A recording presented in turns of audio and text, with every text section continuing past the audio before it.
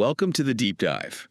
We're going deep, really deep into some recent historical events that might just make you question, well, pretty much everything you thought you knew. It's always fascinating to peel back the layers, isn't it? Yeah. To see how history really gets made behind the scenes. Exactly. And we've got a mountain of source material for this deep dive: interviews, articles, insider accounts, you name it. Buckle up, because things are about to get very interesting as we try to connect the dots. All right, let's set the scene.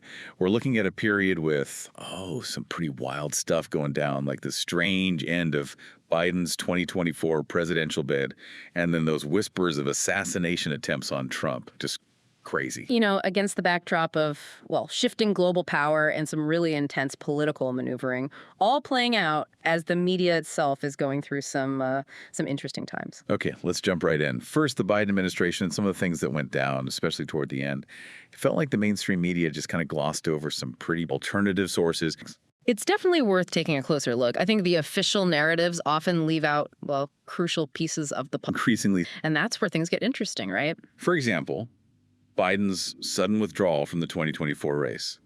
Like, 1 minute he's in Detroit giving a speech saying I'm running, and then less than a week later, boom, he's speech and debate. Timeline is it's certainly curious, and the lack of media scrutiny around how that Twitter file was made, it's striking. Like, some key questions were deliberately avoided. Exactly.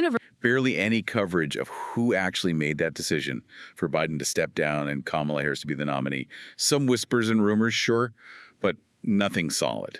Like someone wanted to sweep the whole thing under the rug. Right. And it wasn't just the Biden-Harris transition that was weird. It's like the whole way information came out of the White House throughout his presidency was strange.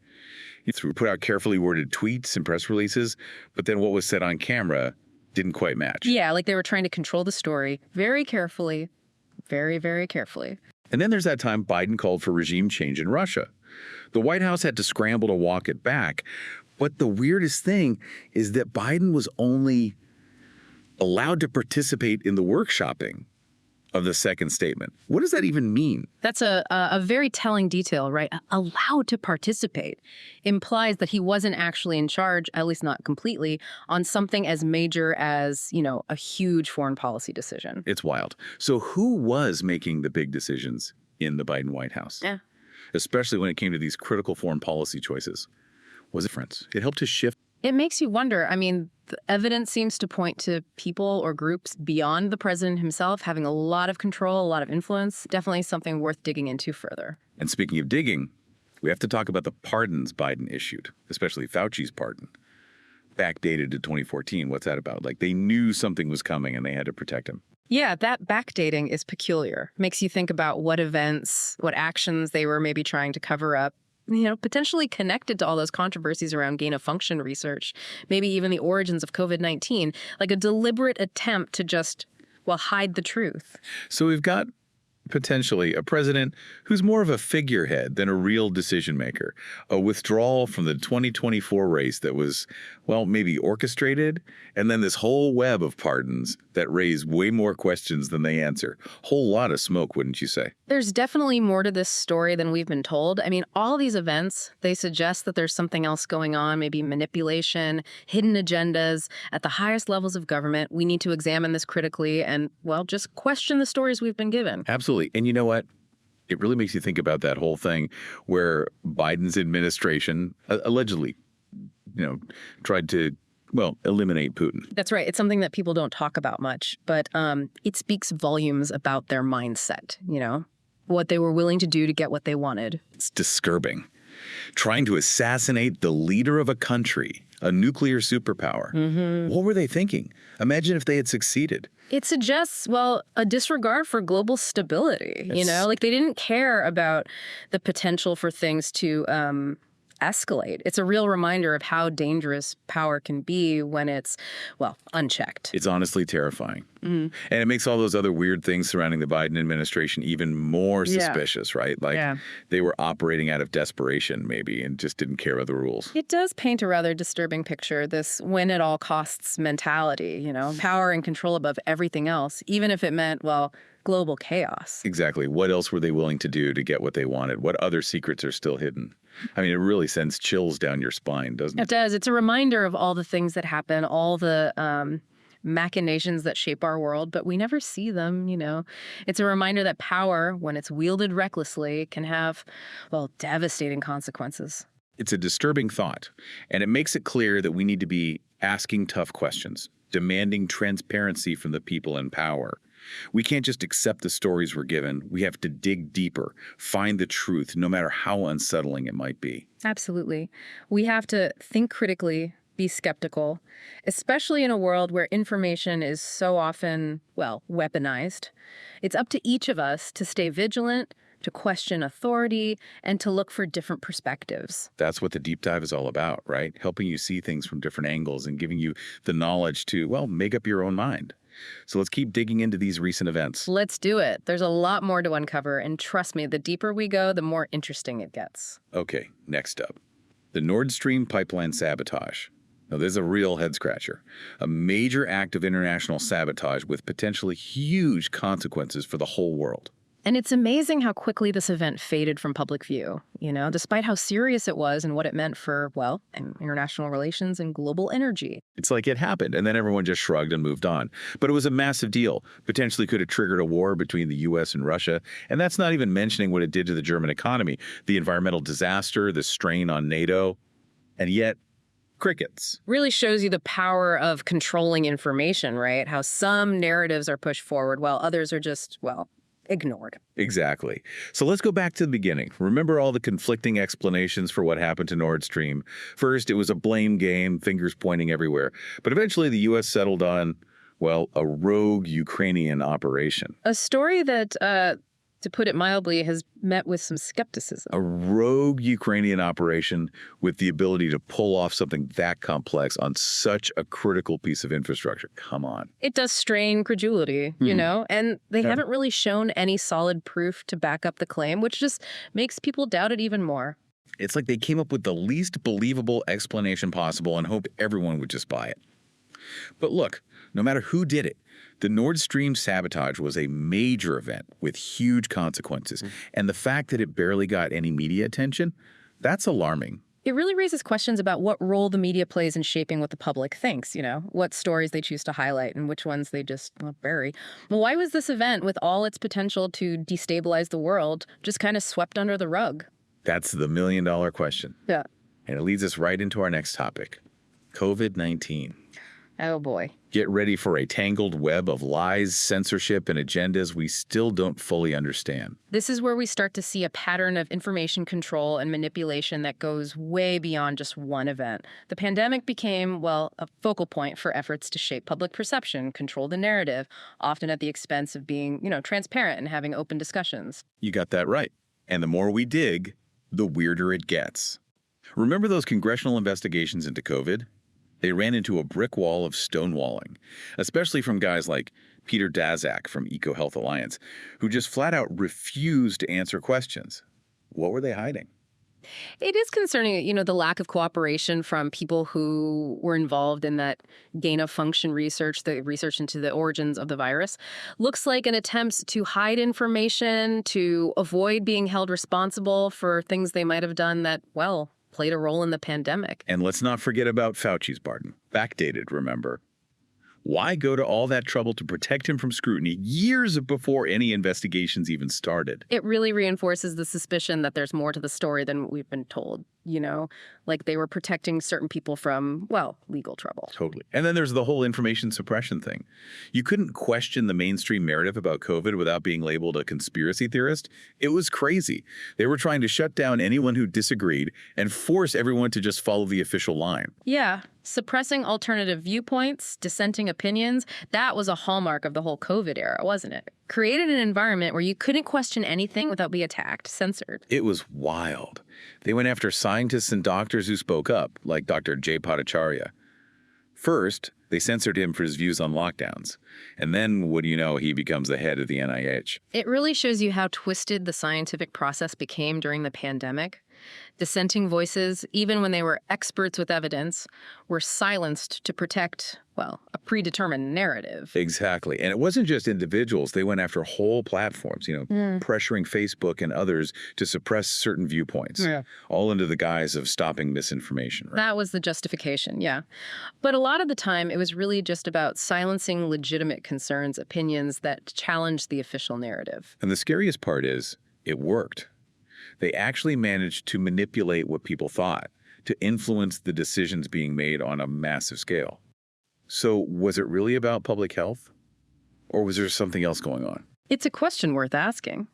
This coordinated effort to control information, to push a specific narrative about COVID, it raises serious concerns about free speech, about the potential for manipulation on a scale we've never seen before. It's scary.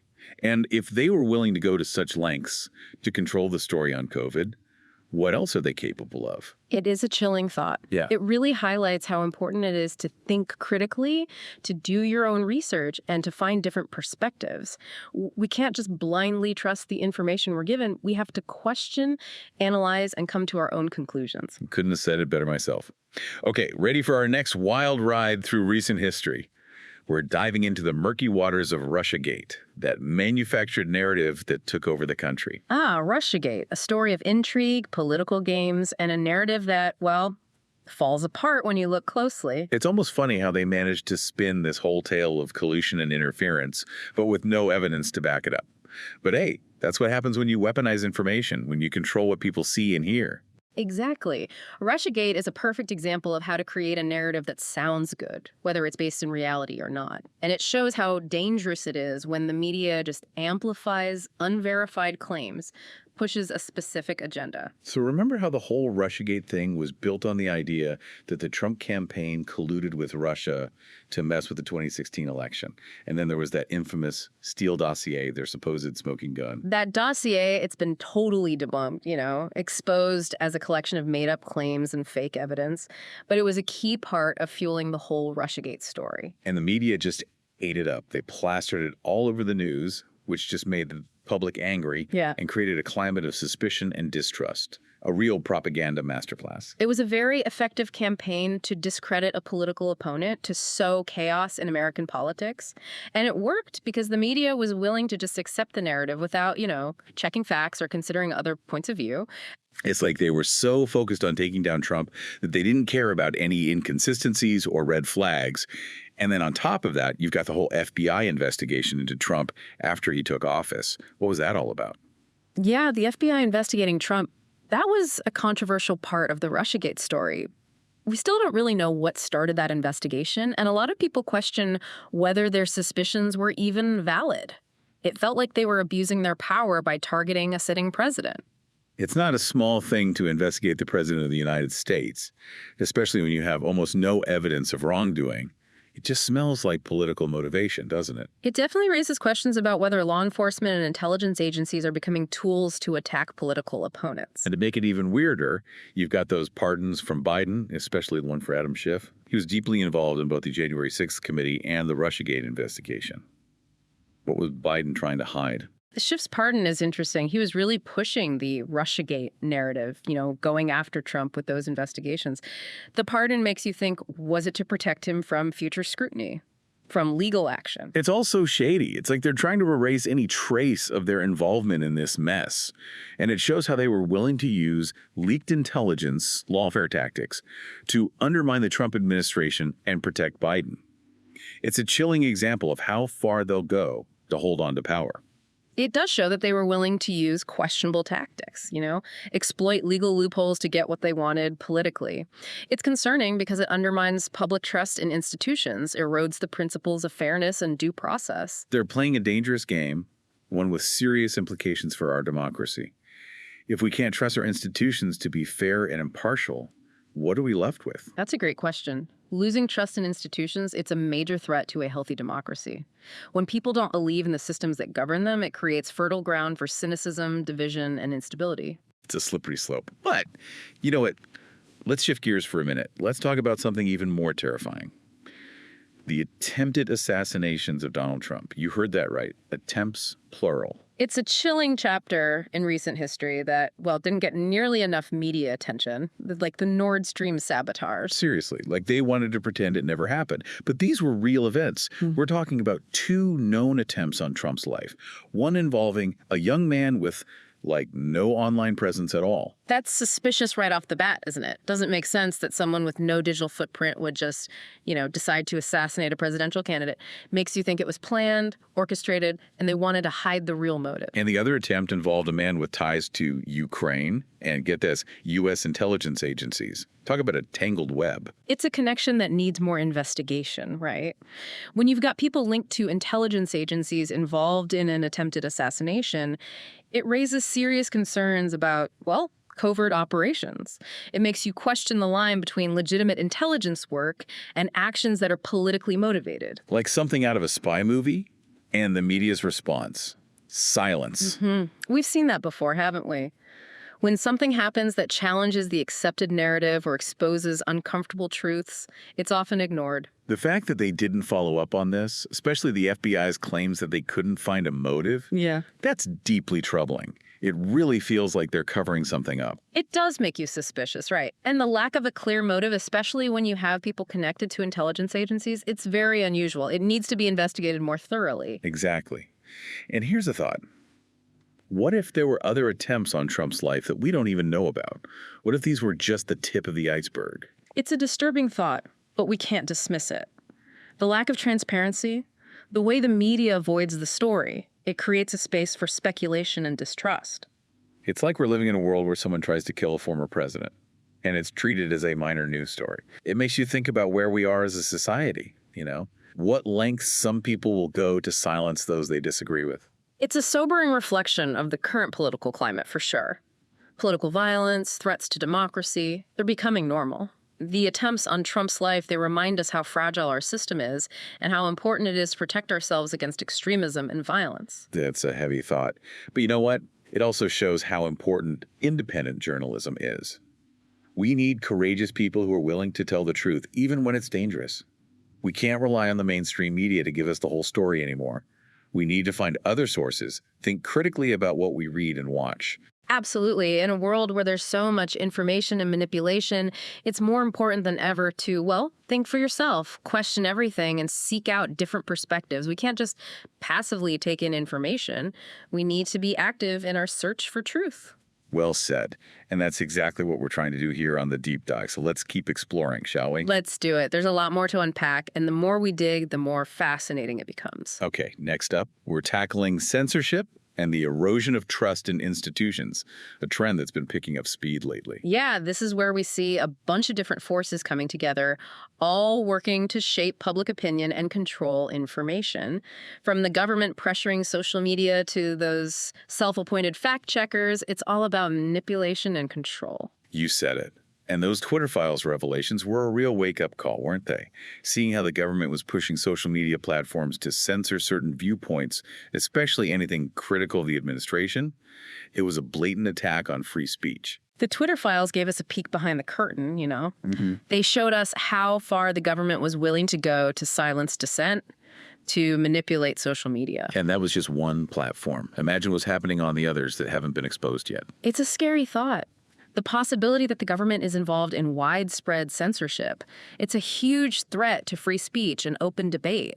We need to keep investigating, keep exposing these practices, and hold those in power accountable. Absolutely. And those investigations into agencies like the Global Engagement Center and the FBI's Foreign Influence Task Force, those are especially concerning. These groups have so much power to influence what the public thinks. It's deeply troubling that they're engaged in this kind of activity. It makes you wonder, how far does the government's power reach? Where's the line between legitimate national security and controlling what people say and think in our own country? And let's not forget about the European Union's Digital Services Act and how that might affect U.S. policy. That's a whole other can of worms. The Digital Services Act, yeah, that's controversial. People say it could stifle free speech, give power to unelected, trusted flaggers to decide what's acceptable online. Exactly. It's like a blueprint for government-approved censorship. And the fact that they're considering it as a model for the U.S., that's worrying. And don't even get me started on the U.S. government's control of Wikipedia. That's another one to watch. Wikipedia is where millions of people go for information. And the fact that it's being used to manipulate people's understanding of history, of current events, it's a serious threat to truth and open debate. It's like they're rewriting history in real time, erasing anything that doesn't fit their story. It makes you realize how important it is to look for information from different sources, to double-check everything you read. Absolutely. We can't just passively accept information in this age of digital manipulation. We need to think critically, do our own research, and be careful about what we believe. You got that right. And all of this, the censorship, the manipulation, the suppression of truth, it's causing a massive loss of trust in institutions. People are realizing they can't trust the government, the media, or even big tech to tell them the truth. And that's dangerous. It is. Losing trust in institutions, it's a huge threat to society. When people lose faith in the systems that govern them, it creates an opening for extremism, conspiracy theories, and disillusionment. It's a recipe for chaos. But let's not end on a totally depressing note. Let's talk about something more hopeful. The rise of independent journalism and those alternative media platforms that are challenging the status quo. That's been a bright spot for sure. Independent media, especially podcasts and online platforms, they've been like a beacon of hope in this environment of information control. These platforms give space for diverse voices, for people who disagree with the mainstream, and for in-depth analysis that you don't really get from traditional media. It's a breath of fresh air. It gives people hope that they can still find the truth and hold those in power accountable, even when the mainstream media drops the ball. Exactly. It's encouraging to see the rise of independent media, but we still need to be careful. We need to be discerning about where we get our information from. Not all alternative sources are created equal, and we need to evaluate their credibility and potential biases. Good point. Okay, before we wrap up this part of our deep dive, let's talk about the future of media and the power of independent voices to shape the narrative. This is where things get really interesting. The future of media is up in the air right now. The traditional gatekeepers of information, they're losing their grip, and new platforms and voices are emerging to challenge them. It's both exciting and challenging, and who knows how it's going to evolve. It's a wild west out there. And it's exciting to see how independent journalists and these alternative media platforms are filling the void left by the decline of traditional media. Yeah, the decline of traditional media, especially their failure to really engage with audiences on important topics like economics and foreign policy, it's created a space for independent voices to thrive. And they're doing a great job. Look at the success of people like Matt Taibbi and Tucker Carlson, who built massive audiences by offering in-depth analysis and alternative viewpoints that challenge the status quo. They're successful because people are hungry for information that goes deeper than the surface, you know? They're craving substance, depth, and different perspectives. Independent media is giving them that. Couldn't agree more. And it's not just about offering a different viewpoint. It's about the type of journalism they're doing. Detailed investigative reporting that digs deep and holds those in power accountable. That's what we need more of. I agree. Investigative journalism, that's the heart of a functioning democracy. It's the watchdog that keeps those in power honest and exposes corruption and wrongdoing. It's encouraging to see that kind of journalism making a comeback in independent media. It gives me hope for the future of media, you know? Independent voices have the power to inform the public and create a society that's more transparent and accountable. I'm optimistic too. The way we get information is changing fast, and while there are challenges, there's also a huge opportunity to create a media ecosystem that's more diverse, more accountable, and more responsive to what the public needs. Well said. Okay, that wraps up the first part of our deep dive into recent history. We've covered a lot, but there's so much more to explore. Just scratch the surface, really. Stay tuned for part 2, where we'll dig even deeper into the events that have shaped our world and keep looking at the forces at play behind the scenes. Welcome back to the deep dive. We're continuing to, untangle the complexities of recent history, looking at those forces that have shaped how we understand the world. Picking up where we left off, we're exploring those themes of censorship, media manipulation, and the rise of independent voices. It's interesting, isn't it, how these themes kind of weave together and how they've change the way we see events and make decisions. Totally. Remember how we were talking about that erosion of trust in institutions? Seems like the media is, right at the forefront of that trend. People are getting more and more skeptical of what they're being told by, those mainstream outlets, and for good reason. It goes beyond just skepticism, I think. It's like a growing sense of disillusionment The traditional media, they've lost a lot of credibility, especially when it comes to like sensitive topics, politics, economics, foreign policy. Yeah, and let's be real, they haven't exactly been working hard to earn back that trust. Often feels like they're more interested in pushing an agenda than, just reporting the facts objectively. Exactly. Objectivity, impartiality. It's like those things got lost in the race for ratings and clicks. This focus on sensationalism, opinion-driven content, amplifying claims that haven't been checked, it all contributes to that distrust and cynicism. It's like they forgot what journalistic integrity even means. Remember when reporters were supposed to be impartial observers, Just present the facts without bias or spin. Seems like a long time ago, doesn't it? The lines are blurred now. News, opinion, entertainment, it's all mixed up, so it's hard for people to figure out what's true and what's not. That's dangerous. No. Because it undermines the whole idea of a well-informed society. If people can't trust the information they're getting, how can they make good decisions about their lives, their communities, their country? It's a really important question. When you don't have reliable information, it creates a void. And that void gets filled with misinformation, propaganda, conspiracy theories. We've seen it happen, haven't we? With social media, false narratives spread like wildfire. And once those narratives take hold, it's, almost impossible to change people's minds. Misinformation going viral, it's a big challenge in the digital age, right? And it's made worse by those algorithms that run social media. They often prioritize getting people engaged over, making sure the information is accurate. So what can we do? How do we fight this trend of declining trust in the media and this spread of misinformation? It starts with critical thinking. We need to learn how to evaluate information, how to tell the difference between credible sources and shaky claims. We have to recognize the tactics they use, the manipulation, the propaganda. We need to become our own fact checkers, our own media critics. Exactly. And we need to be willing to hear different perspectives, even ones we disagree with. Those echo chambers, those filter bubbles, they just reinforce what we already believe and make us more vulnerable to manipulation. It's about being open-minded, challenging our own assumptions. It's about getting information from multiple sources and really thinking about it critically instead of just accepting what we're told. And we need to demand better from our media. We need to hold them accountable for being accurate, fair, transparent, support those independent outlets that are actually committed to those principles. You got that right. We have to be active in shaping the media landscape, not just passive consumers of, whatever they decide to feed us. But hey, remember we were talking about something positive before we went down this rabbit hole. Yeah. The rise of independent journalism and those alternative media platforms.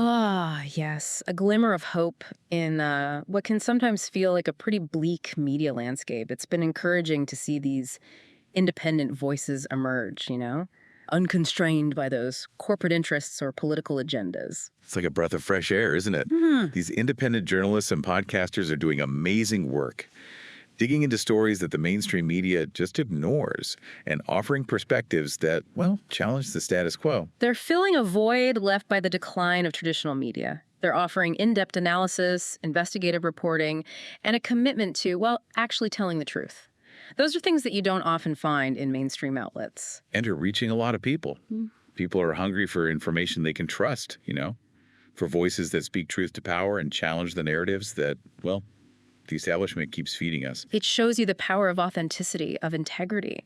People are drawn to those who are genuine, who speak from a place of conviction, and who are willing to question what everyone else accepts as true. And these independent voices are making a difference. They're shaping public discourse. They're holding those in power accountable. And they're starting important conversations that, the mainstream media just doesn't want to have. They play a vital role in keeping those in power in check, making sure the public has access to information that's, essential for a functioning democracy. So how do they do it? How do these independent voices manage to thrive in a media world dominated by, these huge corporations and powerful interests? What's their secret weapon?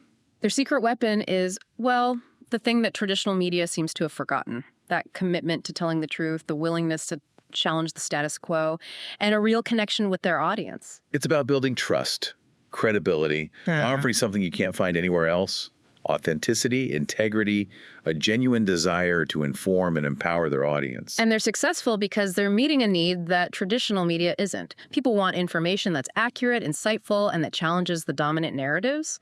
It's a reminder that even when there's so much information and manipulation, the truth has a way of, coming out, and people still want it, even when it's not being handed to them by the establishment. He shows how resilient people are, It shows the power of truth. And it gives me hope that we can get through these crazy times and come out on the other side committed to being, well, a well-informed and engaged citizenry. I love that. Yeah. Okay, let's look at a specific example of this trend. Independent journalism and alternative media platforms challenging the mainstream narrative. Remember RussiaGate? Ah, yes. Well, it turns out there was a lot more to that story than the media was letting on. RussiaGate, yeah. A perfect example of how a narrative can be carefully constructed and then amplified to, well, serve a particular purpose. It was textbook media manipulation. They managed to convince a lot of people that there was this big conspiracy between the Trump campaign and Russia, but there was practically no evidence to support it. It's confirmation bias, right? People tend to look for and interpret information in a way that, well, confirms what they already believe, whether it's actually true or not. And the media played a big role in feeding that bias. They'd pick and choose information that fit the RussiaGate story and ignore anything that contradicted it. It shows how the media can be used to, shape what people think, to influence politics, even when the facts don't support the story they're pushing. But here's the thing. The truth eventually started to come out thanks in large part to independent journalists and those alternative media platforms. They were willing to dig deeper, to challenge the official story. Independent journalists, they were crucial in exposing the holes in the RussiaGate story, the inconsistencies. They did real investigations, found important documents, and talked to sources that the mainstream media ignored. And their work mattered. It helped to change public opinion, to show how much the media had been involved in, well, promoting a false narrative. It shows how powerful independent journalism can be. And it shows how important it is to have different voices, different perspectives in the media. Couldn't agree more. And it reminds us that we can't just blindly trust what the establishment is telling us. We have to be critical thinkers, find alternative sources, and carefully evaluate the information we're getting. Absolutely. We need healthy skepticism, a willingness to question those accepted narratives, especially when they're coming from people who have a vested interest in, keeping things the way they are. So how did these independent voices break through all the noise and challenge that RussiaGate narrative? What did they do? Well, they combined investigative journalism, data analysis, and a real willingness to connect the dots and follow the evidence wherever it led. It's about doing the hard work, the digging, the fact-checking, the relentless pursuit of the truth, even when it's uncomfortable for those in power. And it's about connecting with an audience that wants something different, something more than those superficial sound bites and partisan spin that you get from, well, the mainstream media. It's about offering substance, depth, and a commitment to truth-telling, things you don't often see in the establishment media. It's about earning the trust of an audience that's, well, increasingly skeptical of the stories that are being told. And it's a powerful reminder that even in this age of information overload and, well, all the manipulation, the truth always has a way of coming out. People still want it, even when it's not easy to find. It's a testament to, the human spirit. And it gives me hope that we can get through these crazy times and come out the other side with a renewed commitment to, well, being well-informed and engaged citizens. It's a testament to how resilient people are, And it gives me hope that we can get through these challenging times and come out on the other side with a renewed commitment to, well, being well-informed and engaged citizens. But hey, enough about RussiaGate for now. Let's move on to something a bit closer to home. The rise of censorship and, well, how free speech is being eroded right here in America. Yeah, that's a trend that's been picking up steam, hasn't it? Yeah. And it's a real threat to, the very foundation of our democracy. The idea that we can't talk about certain things, that certain views are just unacceptable and have to be silenced. That goes against the whole idea of free speech, of open debate. That's what this country was built on. It's a slippery slope, for sure. And it's happening right in front of us. Social media, universities, even government agencies, they're all part of this trend. It's a complex issue with a lot of different players and motivations. It's the pressure on those social media companies to censor certain viewpoints, but it's also the self-censorship we see in so many places. The space for honest, open dialogue is shrinking. And they do it under the guise of, protecting people from harmful or offensive content. But who gets to decide what's harmful or offensive? What happens when those decisions are based on politics or on silencing people who disagree? It's a good question. It raises concerns about, how subjective those decisions are, about the potential for abuse. When a few people have all the power to censor, it creates a dangerous imbalance and undermines the whole point of free speech and debate. And let's not forget about the chilling effect this has on, well, just talking about things openly.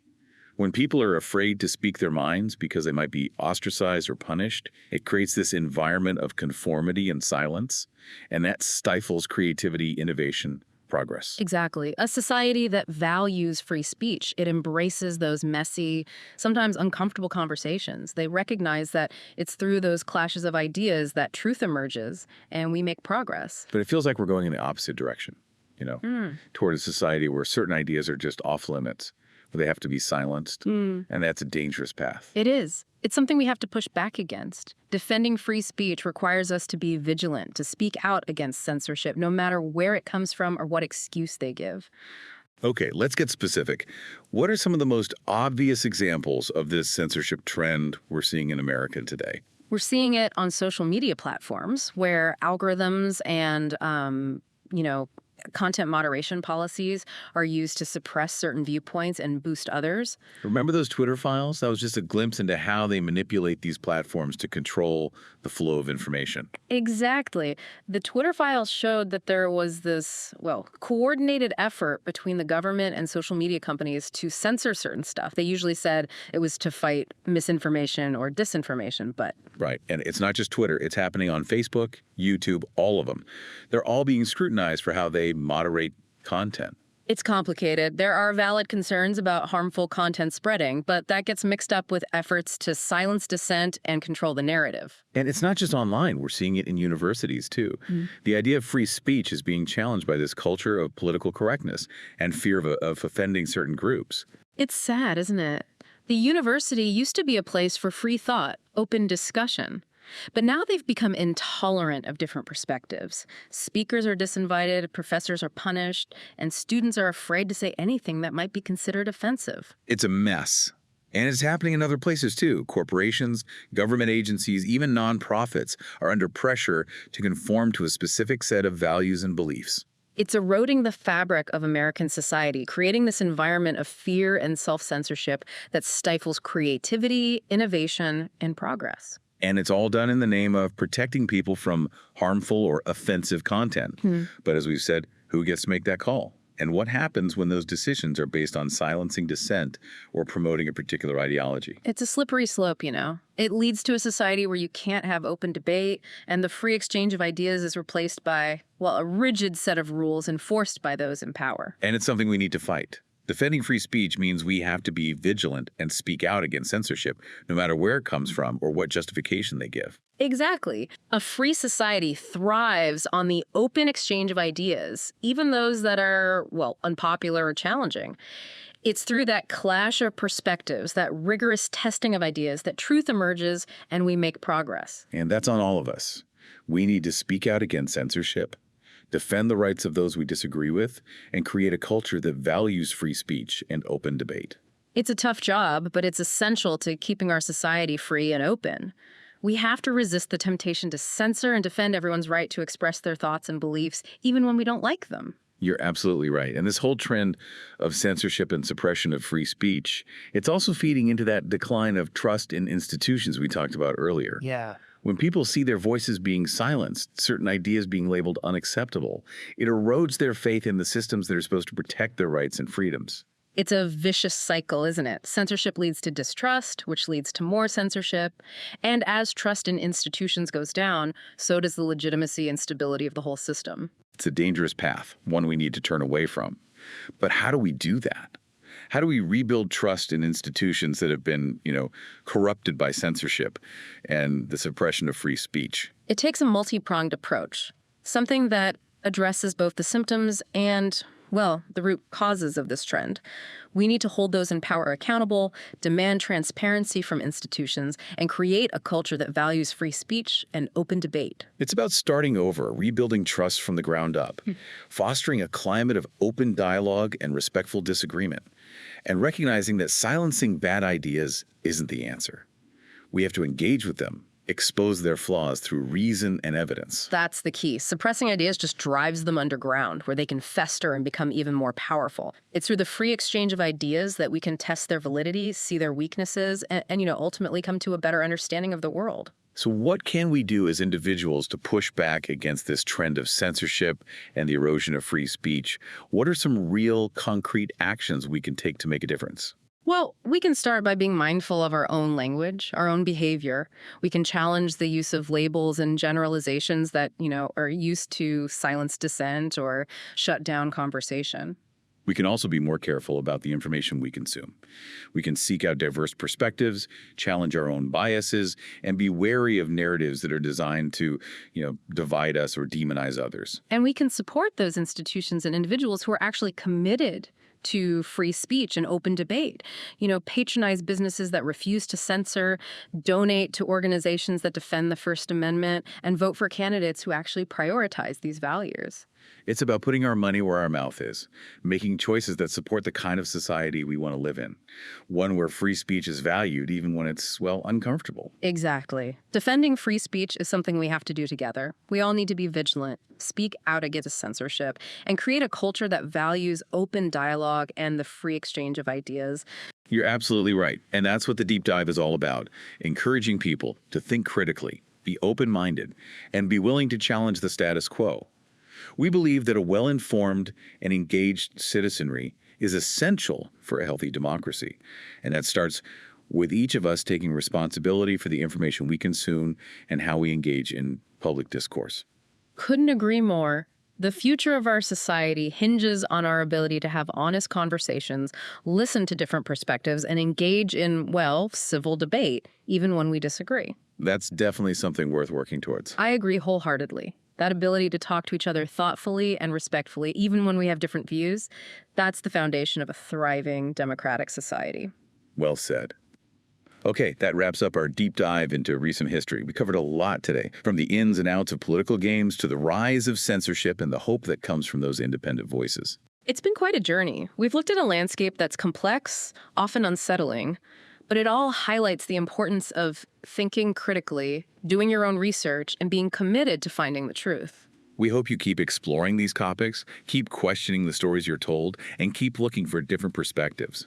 Remember, in a world with so much information, it's more important than ever to be discerning, to be skeptical, and to be engaged. Until next time, stay curious and keep diving deep. It really shows you the power of authenticity, the power of integrity. People are drawn to voices that are, genuine, that speak from conviction, and that are willing to challenge, what everyone else just accepts as true. And those independent voices, they're really making a difference.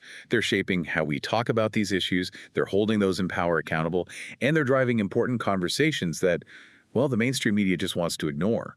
They play a vital role, a really crucial role in keeping those in power accountable and in making sure that the public has access to information, information that's essential for a functioning democracy. So how do they do it? How do these independent voices manage to, thrive in this media environment that's dominated by huge corporations and powerful interests? What's their secret? Their secret is actually, it's the very thing that traditional media seems to have abandoned. It's a commitment to telling the truth, a willingness to, challenge the status quo, and a genuine connection with their audience. It's about trust, right? Building credibility, offering something that you just can't find anywhere else. Authenticity, integrity, a real desire to inform and empower their audience. Exactly. And they're successful because they're filling a need that the traditional media just isn't. People are hungry for information that's accurate, that's insightful, and that, challenges those prevailing narratives. It just goes to show you that even in this age of, information overload, all the manipulation out there, the truth always has a way of, coming out. And people are still looking for it, even when it's not easy to find. It speaks to, the human spirit, that desire for truth. And it gives me hope that we can get through these turbulent times and come out on the other side committed to being, informed and engaged citizens. I love that. Okay, let's dive into a specific example of this trend we've been talking about, independent journalism and alternative media platforms challenging the mainstream narrative. Remember RussiaGate? RussiaGate. Turns out there was a lot more to the story than, well, what the media was letting on. Ah, yes. RussiaGate. It's a perfect example of how a narrative can be, so carefully constructed and then amplified to, well, to serve a particular agenda. It was a masterclass in media manipulation, really. They managed to convince so many people that there was this grand conspiracy between the Trump campaign and Russia, even though there was barely any evidence to support it. It's confirmation bias. People tend to look for and interpret information in a way that confirms what they already believe, regardless of whether it's, well, actually true or not. And the media, they were a big part of fueling that bias, weren't they? They'd cherry pick information that supported the RussiaGate story and just ignore anything that didn't fit. It's a prime example of how the media can be used to, shape public opinion, influence the political landscape, even when the facts don't line up with the story they're promoting. But here's the interesting part. The truth actually started to come out. And a big part of that was thanks to those independent journalists and alternative media platforms that were willing to, dig deeper, to challenge that official narrative. Absolutely. Those independent journalists, they played a crucial role in exposing the flaws in that narrative, the inconsistencies. They conducted, well, rigorous investigations, uncovered key documents, and interviewed sources that the mainstream media just, ignored. And their work made a real difference. It helped to shift public opinion, to expose the extent to which the media had been, well, complicit in promoting this false narrative. It's a testament to the power of independent journalism, and to the importance of having diverse voices and perspectives in the media landscape. I couldn't agree more. And it's a reminder that we can't just take the information we're given by the establishment at face value. We have to be critical thinkers, seek out those alternative sources, and carefully evaluate the information that we're getting. We need that healthy skepticism, a willingness to question those accepted narratives, especially when they come from, well, sources that have a vested interest in maintaining the status quo. So how did they manage to do it? How did these independent voices break through all that noise and challenge the RussiaGate narrative? What were their strategies? Well, they combined a few things: investigative journalism, data analysis, and, well, a real willingness to, connect the dots, to follow the evidence wherever it led. It's about, doing the hard work, isn't it? The digging, the fact-checking, that relentless pursuit of the truth, even when it makes those in power uncomfortable. And it's about connecting with an audience that, well, craves something different, something more, something that goes beyond those superficial sound bites and, partisan spin that dominates the mainstream media. It's about offering substance, depth, and a real commitment to truth-telling, things that are often missing in the establishment media. And it's about building trust with an audience that is, well, increasingly skeptical of the narratives that they're being fed. It's a powerful reminder that even in this age of information overload and, rampant manipulation, truth has a way of, well, surfacing. And people still crave it, even if it's not being served up to them on a silver platter. It speaks to the resilience of the human spirit, to that enduring power of truth. And it gives me hope that we can navigate these turbulent times and come out on the other side with a renewed commitment to, well, being well-informed and engaged citizens. I completely agree. The ability to engage in thoughtful and respectful dialogue, even when we're faced with, well, opposing viewpoints, is absolutely fundamental to a thriving and democratic society. Well said. And on that note, we'll wrap up this deep dive into recent history. We covered a lot today, from those complex political maneuvers to the concerning rise of censorship, and of course, that hopeful emergence of independent voices. It has been quite a journey. We explored a landscape that is complex, often unsettling, but it really underscores the importance of critical thinking, doing your own research, and being, well, committed to seeking the truth. We encourage you to keep exploring these topics, to keep questioning those narratives that are presented to you, and to keep seeking out, well, diverse perspectives. Because in a world overflowing with information, it's more important than ever to be discerning, to be skeptical, and to be engaged. Until next time, stay curious and keep diving deep.